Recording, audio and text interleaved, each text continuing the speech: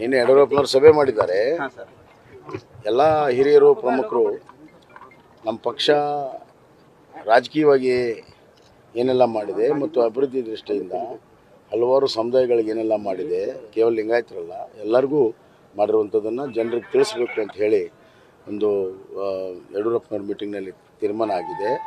ಮತ್ತು ರಾಜಕೀಯವಾಗಿ ಏನು ಸಂದೇಶ ಆಗಬೇಕನ್ನುವಂಥ ನಮ್ಮ ಭಾವನೆಗಳನ್ನು ಹೈಕಮಾಂಡ್ ಜೊತೆಗೆ ಚರ್ಚೆ ಮಾಡ್ತೀವಿ. ಮತ್ತು ಒಂದು ಮಾತು, ಅತಿ ಹೆಚ್ಚು ಸೀಟ್ ಕೊಟ್ಟಿರುವಂಥದ್ದು ಲಿಂಗಾಯತರಿಗೆ ಇವತ್ತು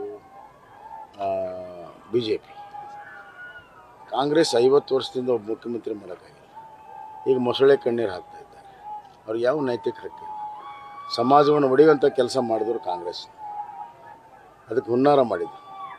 ಮತ್ತು ಕೇವಲ ಲಿಂಗಾಯತ ಅಲ್ಲ, ಎಲ್ಲ ಸಮಾಜವನ್ನು ಒಡೆಯುವಂಥ ಒಂದು ರಿಪೋರ್ಟನ್ನು ಕೂಡ ತಯಾರು ಮಾಡ್ಕೊಂಡು ಕೊಟ್ಟಿದ್ವಿ.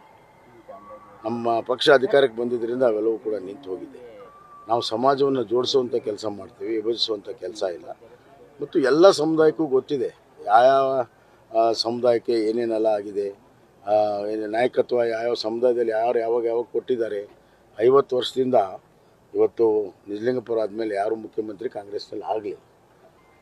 ವೀರೇಂದ್ರ ಪಾಟೀಲ್ರಿಗೆ 9 ತಿಂಗಳಲ್ಲಿ ಅತ್ಯಂತ ಹೀನಾಯವಾಗಿ ಅವ್ರನ್ನ ತೆಗೆದಿರುವಂಥದ್ದು ಇವೆಲ್ಲವೂ ಜನರ ಮನಸ್ಸಿನಲ್ಲಿದೆ.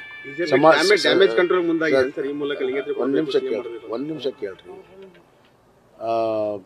ಸಮಾಜವನ್ನು ಒಡೆಯುವಂಥ ಕೆಲಸ ಮಾಡಿದ್ವಿ. ಈಗ ನಾವು 2A ಕೊಟ್ಟಿದ್ದೀವಿ. ಸೊ ಇದೆಲ್ಲವೂ ಅಳತೆ ಮಾಡ್ತಾರೆ. ಡ್ಯಾಮೇಜ್ ಕಂಟ್ರೋಲ್ ಆಗೋ ಪ್ರಶ್ನೆ, ಡ್ಯಾಮೇಜ್ ಆಗಿಲ್ಲ, ಕಂಟ್ರೋಲ್ ಏನು ಮಾಡ್ತೀವಿ?